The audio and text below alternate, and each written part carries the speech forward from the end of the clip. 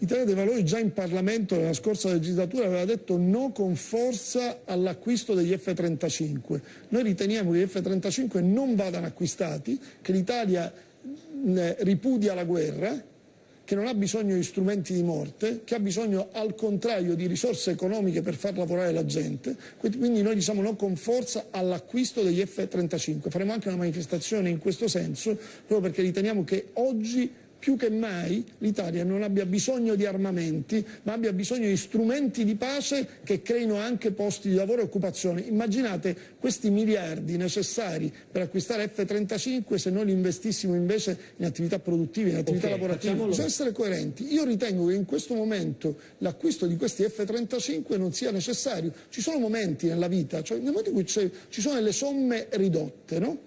E ci sono dei bisogni impellenti, tu devi scegliere un padre di famiglia nel momento in cui ha una piccola somma da parte. Sai quando verranno consegnati? Ma non mi interessa quando verranno consegnati. Il problema è quando i soldi 2018, quindi non domani mattina. Ma il problema è quando i soldi verranno spesi e da dove vengono presi, dalle tasse degli italiani. Cioè noi prendiamo le tasse dei cittadini italiani che non possono comprare da mangiare per acquistare gli aerei. Allora il tema è questo, un buon padre di famiglia, perché chi governa deve essere anche una persona normale, deve capire quali sono i bisogni della gente, non deve fare l'alto statista, deve anche pensare ai problemi. Io guardi, sono rimasto esterrefatto nei 5 anni in Parlamento rispetto alla mia precedente esperienza di sindaco, perché ogni giorno dietro le transenne, ancora oggi continua, c'era qualcuno che protestava. Ma attenzione, non è che protestava qualche pazzo scalmanato, protestavano gli insegnanti, protestavano le forze dell'ordine, protestavano gli imprenditori, protestavano tutti e si passava nell'indifferenza più totale e si andava dentro il Parlamento a legiferare cose che non servivano a nulla.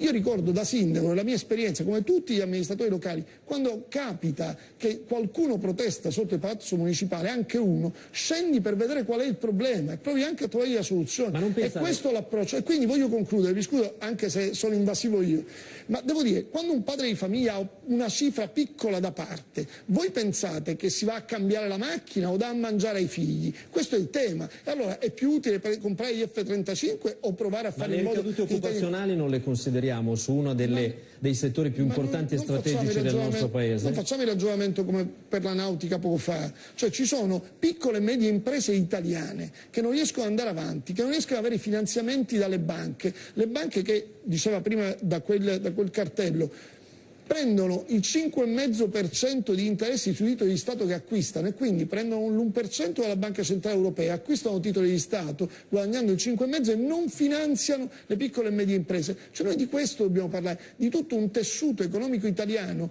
che è in grandissima difficoltà. O noi affrontiamo questo problema, non sono con spot acquisto l'F-35 così salvo quel settore, non ti faccio pagare la tassa di 800 euro così ti comprerai, sai quanti yacht compreranno in più se non pagano 800 euro? Non è questo il tema, dobbiamo affrontare il problema serio e gli italiani, la maggior parte degli italiani hanno il problema normale. Chiaro.